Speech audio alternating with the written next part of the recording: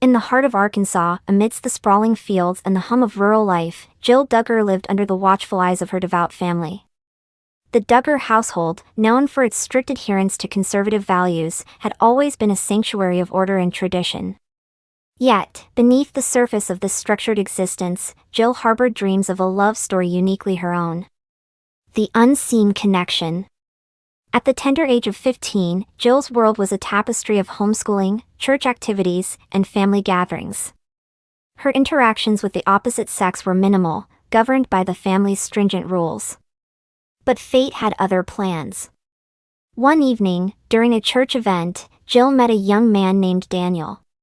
He was visiting from a neighboring town, and their brief conversation left an indelible mark on her heart. They spoke of books, dreams, and the world beyond their small community. Though their interaction was innocent, it stirred emotions Jill had never experienced before. Over the next few months, their paths crossed occasionally.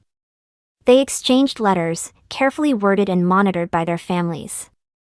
These letters became Jill's window to a world of emotions she had been taught to suppress. She found herself eagerly awaiting each correspondence, cherishing the connection they shared. The secret courtship. As Jill approached her 16th birthday, her feelings for Daniel deepened. They began to communicate more frequently, always under the watchful eyes of their families. The Duggar household, while strict, was not immune to the stirrings of young love.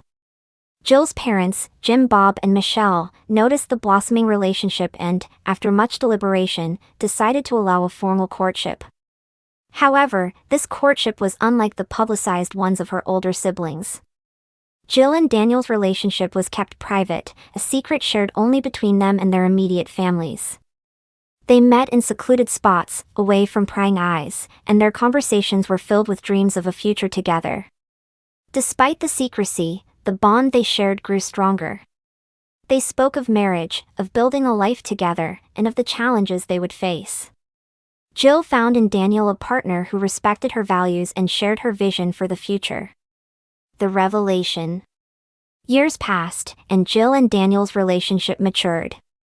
They faced the challenges of growing up, of balancing personal desires with familial expectations.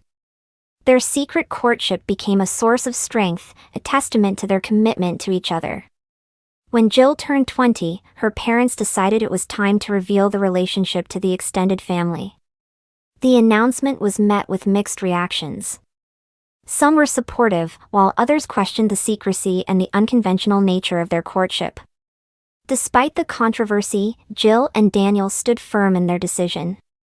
They had built their relationship on trust, respect, and shared values. They knew that their love was genuine and that, in time, others would come to understand. A new beginning. Jill and Daniel's wedding was a simple affair, held in the Duggar family's backyard. The ceremony was intimate, attended by close family and friends. As Jill walked down the aisle, she felt a sense of peace and fulfillment. She had navigated the complexities of love and tradition, forging a path that was uniquely hers. Their marriage marked the beginning of a new chapter. Together, they faced the challenges of life, always guided by the principles they held dear. Their love story, born in secrecy, blossomed into a testament of faith, commitment, and the enduring power of love. Arkansas morning when JOISE Duggar turned 15. In the Duggar household, birthdays weren't just celebrations, they were milestones in modesty, purity, and preparation for womanhood. She sat at the long kitchen table, surrounded by siblings and parents who loved her deeply but watched closely. As the cake was cut and verses were shared, Joyce's mind wandered to the secret she held, small, delicate, and forbidden like a flower growing between the cracks of a sidewalk. His name was Caleb. She had first seen him at a homeschool seminar the year before. He wasn't flashy. Not bold. Just quiet and curious, with warm brown eyes and an easy laugh.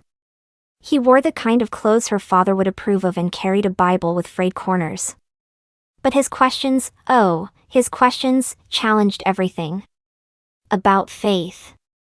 About freedom. About love. That day, they barely spoke. A glance. A hello. But Joyce remembered it like a dream.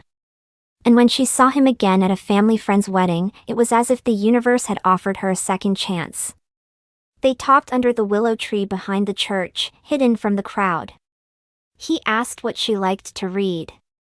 She asked him what kind of man he wanted to become. They never meant to fall in love. But the heart doesn't always wait for permission. Letters in the margins. Joyce had learned to write letters in code, metaphors tucked into Bible verses, questions inside questions.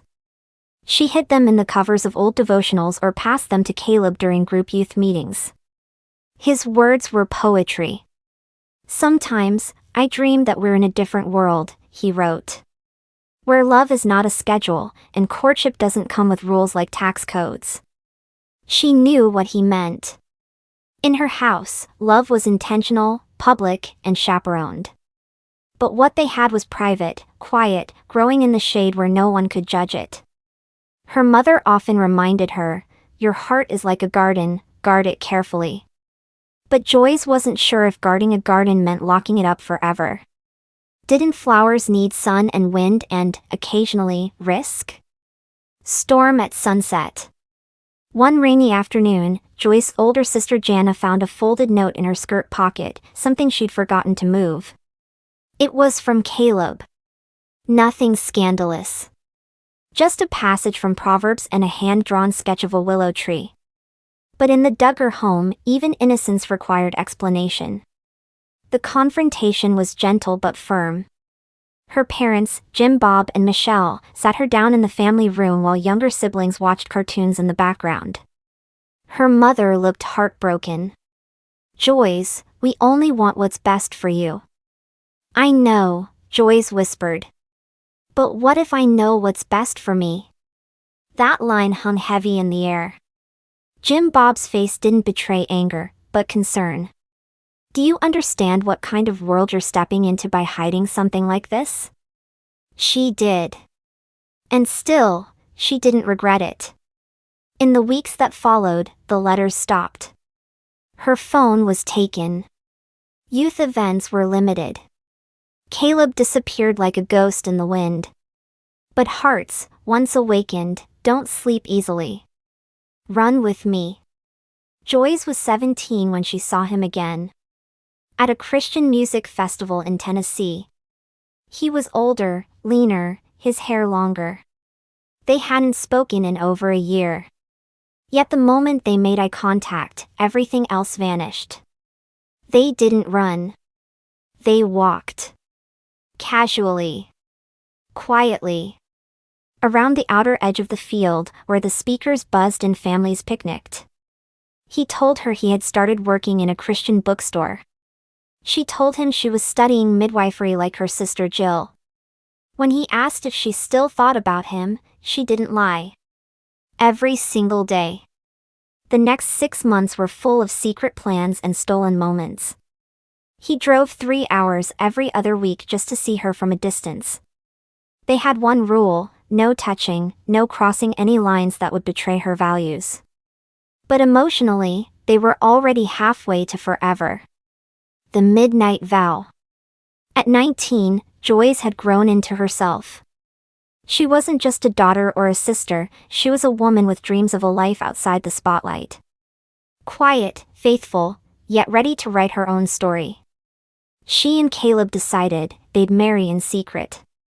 Not out of rebellion, but out of reverence. A small courthouse in Missouri. Just them, a pastor friend, and 2 witnesses from Caleb's church. She wore a pale blue dress, no veil. No cameras. No media. Afterward, they sat at a diner eating pancakes. "This is our beginning," Caleb said, squeezing her hand across the sticky booth table. "We'll tell them one day," Joyce replied. "But for now, let's just be." The return. 2 months after the secret wedding, Joyce finally came home with a decision: it was time to tell her family. She expected tears. Maybe yelling. What she got was silence. Jim Bob stared at the kitchen wall for a long time. Michelle looked as if someone had ripped a chapter from her favorite book. "Joanna, always the peacemaker, wrapped her in a long hug and whispered, "You're brave." That was love. It took weeks. But slowly, acceptance bloomed. Caleb came for dinner. He helped Josiah fix a light in the barn. He quoted scripture at the table and offered to pray before dessert. He was calm, respectful, unwavering. Not perfect. But real. Eventually, Jim Bob said what Joyce thought she might never hear. "You made a choice. I don't agree with how you did it, but I can't say it wasn't love."